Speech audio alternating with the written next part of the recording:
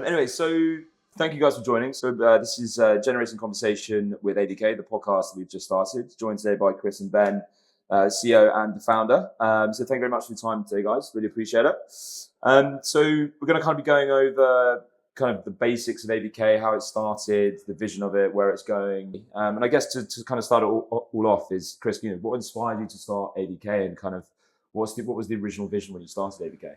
So in 1989, we saw a really good product at Hanover Fair that was similar to what I was selling at the time, rotary UPS systems.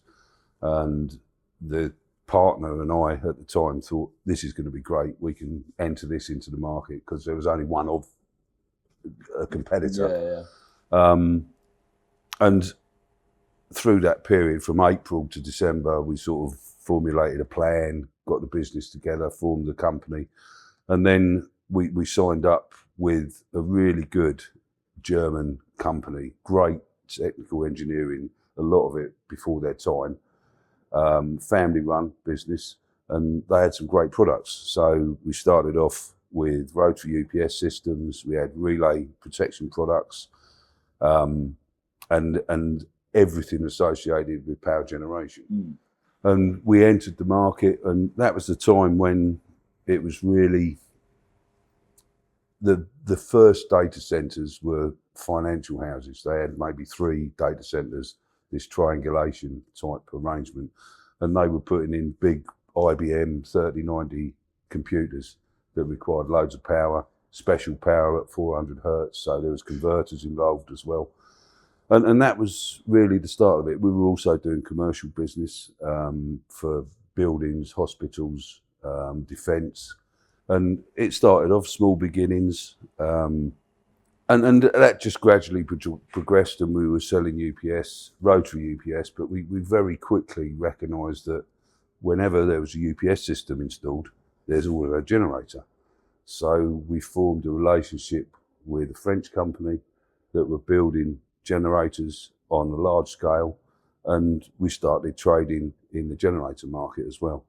And the market was moving, the data centers were getting bigger with the banks, and then came the dot-com boom. So the telecoms market actually exploded, and you couldn't get products for love nor money, because everyone was buying all the products up, building the first sort of open type shed data centers, and they were at the time big. They had maybe 4 or 5 generators on it and a lot of UPS. And then the people we were dealing with in that sort of consultancy and construction, and the people we were delivering these data centers, then moved on, and then we started getting into the bigger data centers when Microsoft and Google and Facebook and all that come along. And all those people really transported over with their skills and expertise into that market. So we had a ready built relationship with those people. So it was a natural progression for us to go into that market. The vision for us was to provide a high level, excellent product and deliver it well.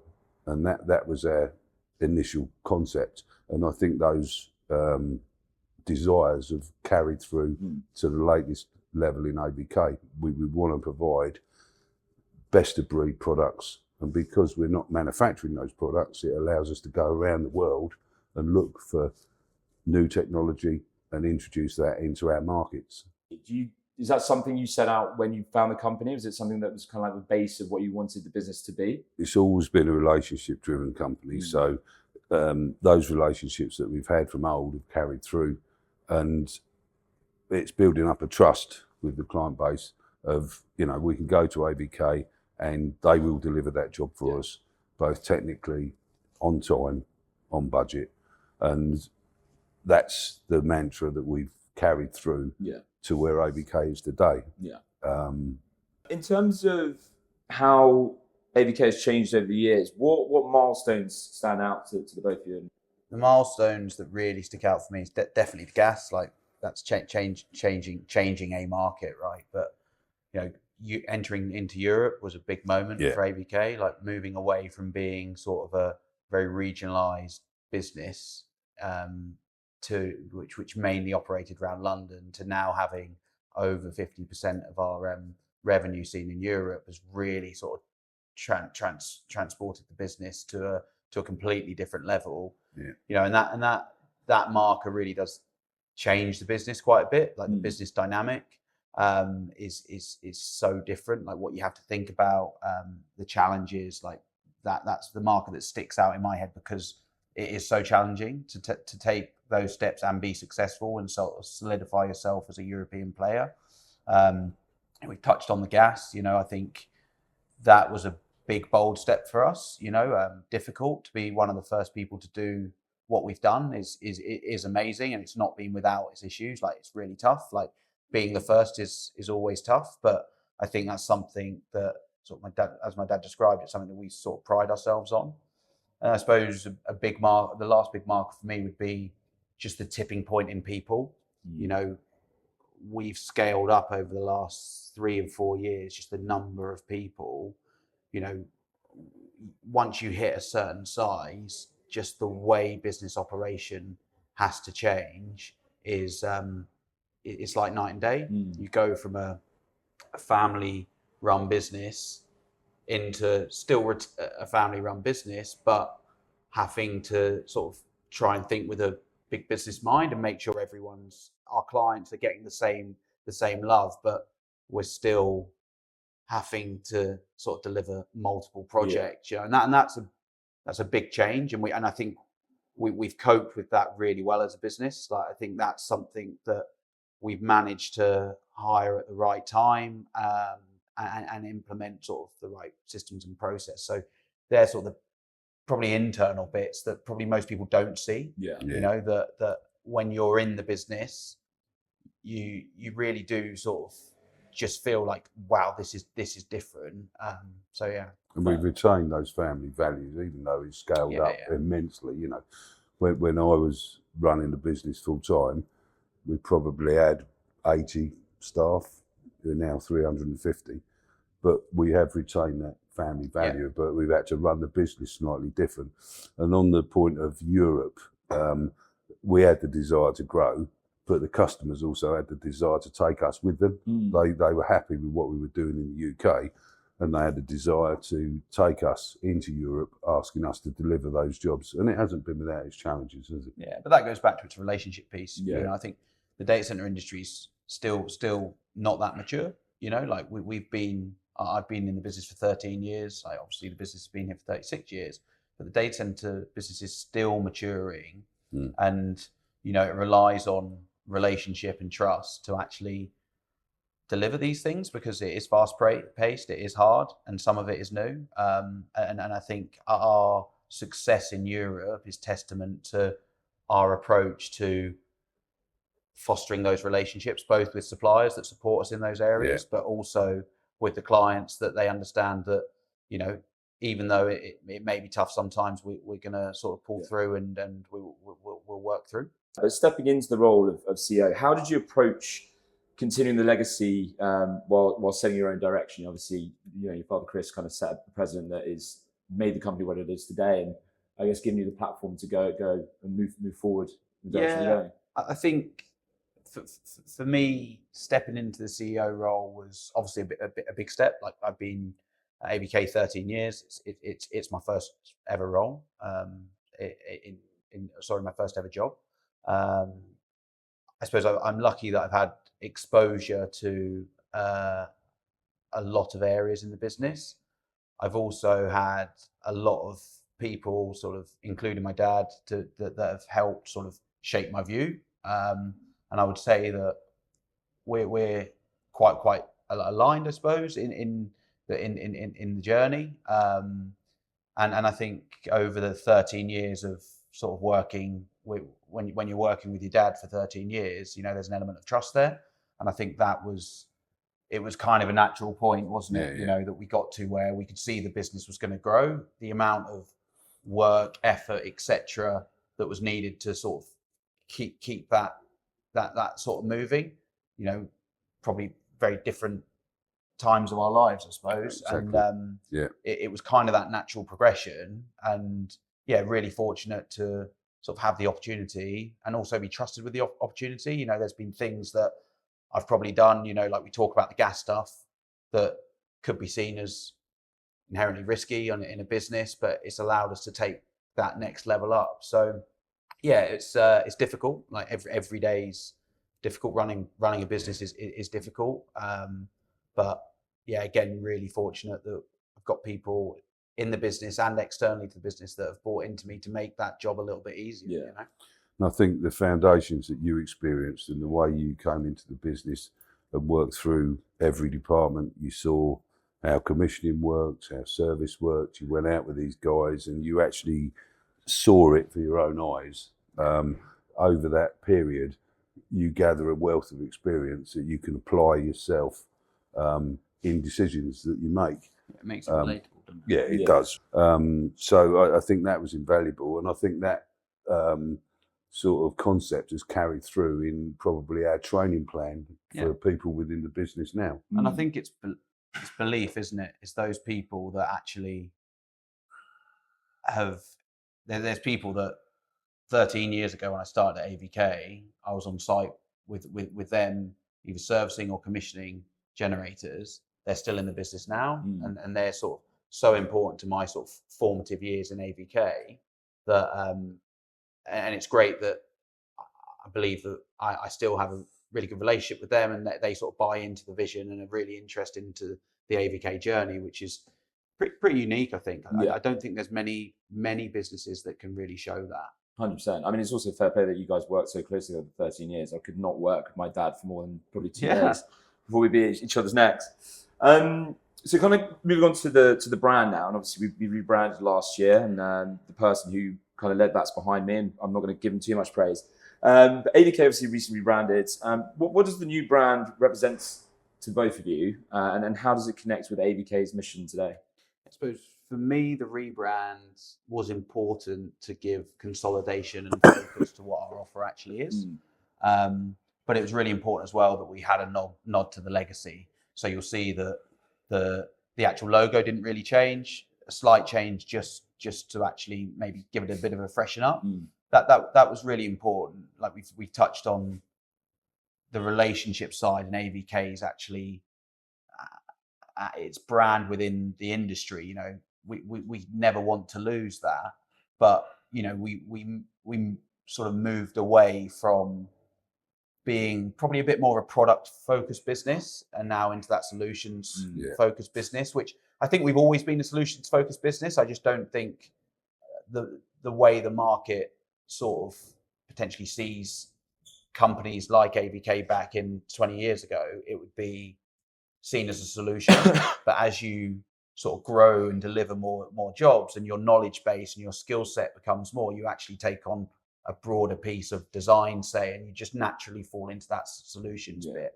And our portfolio has changed, but also broadened, you know, whereas before we were sort of stepping through technology to technology. Now it's technology with other technologies, just because that's the space that we operate in, that sort of agnostic, not one size fits all is quite important. It was interesting because when I obviously said to my dad, "Oh, we're going to go through a bit of a rebrand," it was a bit like, not the power people tagline. Keep that. What are we doing? You know, and I knew that might have been a bit of a sensitive topic, but I think we've landed on something that's really reflective and fresh, new, really reflective of what we do, but also people still know who we are, right? The power people served us well for a number of years, and it was there, and it did need a refresh, definitely. And I do think that the refresh, as Ben says, envelopes really what we are as a business now, more a solutions provider than just providing a product. And we were always a solutions provider, but we were probably not in that scale of providing all of those solutions around a product, generation, emissions treatment, controls, a lot of other things that we can provide. Do you take the credit for the tagline, "The Power People," or was it an agency? I've done that. You did that? Yeah. Rich? That was my... Saved us a load of money. And it went with that technical script because we were looking at consultants. They recognised that. And it worked well for a number of years. Yeah. But it did need a rebrand, and I'm very pleased with what's been done. It does. Who takes credit for powering tomorrow's data? Like you? I'm going to say it's me. I was in the meetings, when we did the mission, vision, values. Yeah. I definitely wrote the mission, vision, values. I wouldn't say I'm creative enough to say that I landed on power tomorrow's data. It was something like that, but probably not as clean. Just having an apostrophe in it. That's how I came up with that. It's good to have input from other people, though. It's good to have input because you do get a refined strapline or whatever you're trying to achieve at the end. And it's a global brand as well, isn't it? Yeah. It's not, back in the day, I can imagine when you did the Power People, it was a couple of offices in the UK kind of vibe. Now, nine different countries. Yeah. And you don't recruit the amount of people that we need to deliver our growth plans without being an attractive business now. And that was another massive part of the rebrand, is that people look at AVK and see actually what it is, the opportunity, and that it's different. I always talk about how data is a bit of a consumer product, and we see that now with sort of data being spoken about more in the media. Consumers understand that, and although AVK is not a consumer product, would like us to be able to sort of be likened to a sort of consumer brand, and that's part of it as well. That you go on the website and you think, well, these guys. I mean, the case studies that are coming out at the moment are really, really good. So they're showing the work that we do and that kind of side. I mean, I'm still trying to push us getting case studies of where things haven't necessarily gone perfect, so we can learn from our mistakes. Yeah, that's a conversation for another day. And we want to be the employer of choice, as you said, and it helps us in that journey really to attract Definitely, it's got the right kind of talent. Best people, best talent. I mean, you got me before you did the rebrand, so I'm kind of one of the OGs, I'll say. So kind of looking forward, what excites you most about AVK's future, for the company, its people, and the data center industry itself? I would say the overarching thing that excites me is the industry itself. There are certain industries, if you look at influences that major industries have had in historical times, like AI and data in 100, 200 years will be one of those moments, and we're at the forefront of it. And I think it's super exciting that we're not only in that space, we're actually leading that space in stuff like microgrids, and our offering, bringing new technology to market. I think it's just amazing that we're in this space, lucky enough to be in this space and be a large player.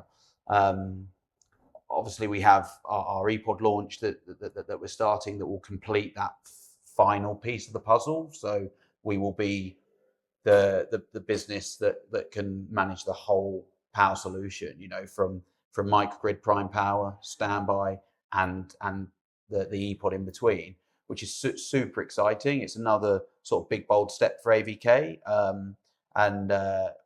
Once we sort of start to launch that, there's a lot of growth that we'll see, and opportunity within the business for everyone. Yeah. What excites me about it is the market is still evolving, the technology is still evolving, and we're looking continuously to how we can apply that technology. We've got the new pod systems is a great addition to our portfolio, and it allows us sort of almost a full stream of power through the data center. But we've got other products there with gas turbines, gas reciprocal engines. We've got a complete solution package, to offer, which work for different applications or different designs within data centers, and that excites me. But I do think that there's still going to be a lot of change in technology and how they use it. There's a lot of talk about hydrogen. There's a lot of talk about nuclear. All those new things are very interesting for us as a business.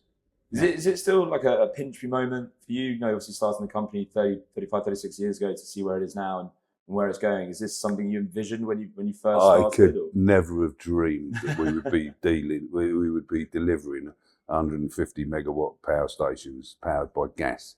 When we first started, we were delivering, a big UPS system was like 1500 kVA, 3 or 4 machines, and a big generator installation was 5 machines. Yeah. We get clients now that pre-order 50 at a time, 50 of the largest size generators, and I could never have seen that vision, and that's been driven by the data center market, the demand for data, and it's been great for us as a business. Thank God for AI.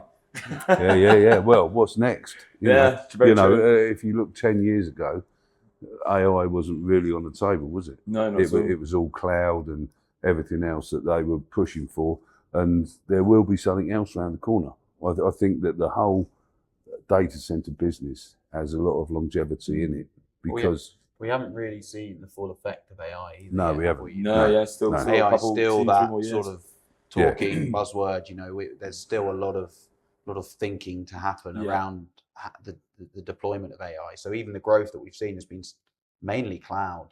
So we've got that next chunk to go, and it's super. And we're going to be there ready to supply the power, and obviously working towards kind of like that net zero side of the business as well. Obviously, we're always kind of conscious of the environmental impact that can happen, and we want to make it the best that it possibly can be. And I know behind the scenes there's a lot of work going on around that as well. Yeah, that's super important. The responsible business part is again going back to that sort of legacy piece. I think we're really fortunate to be in this industry and be beneficiaries of this industry, both as individuals working in it, but both as sort of the sort of founder and CEO of the company.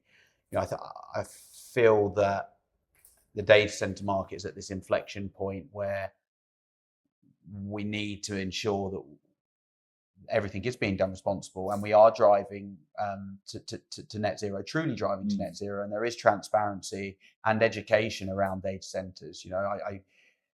I don't think we're there yet as an industry, but we're looking to launch our responsible business strategy over the next few months.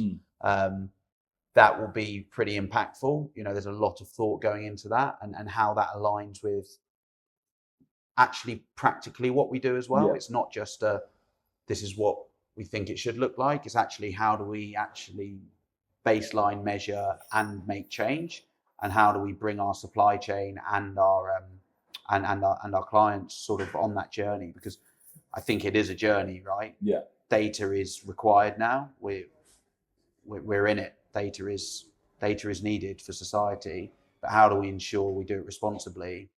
And the companies that do that will have longevity and have a good legacy, and that's a huge driver for me personally. And the other consideration on net zero is we can't wave a magic wand because the technology is not available. It's making sure us as a business take the correct small steps to use what is available, new fuels to get lower emissions, move forward with that. And as the technology moves forward, we need to be at the forefront of that, 100%. Making sure that we're put it in utilising ChatGPT, asking how to make it more efficient. Use some of our power. Anyway, as you guys might hear, we are actually recording this in a pub, and they are slowly opening up. So we're gonna wrap up now. Chris and Ben, thank you so much for joining us today. Thank you very much. And this has been Generation Conversation with AVK, and we'll see you on the next podcast. Great, thanks.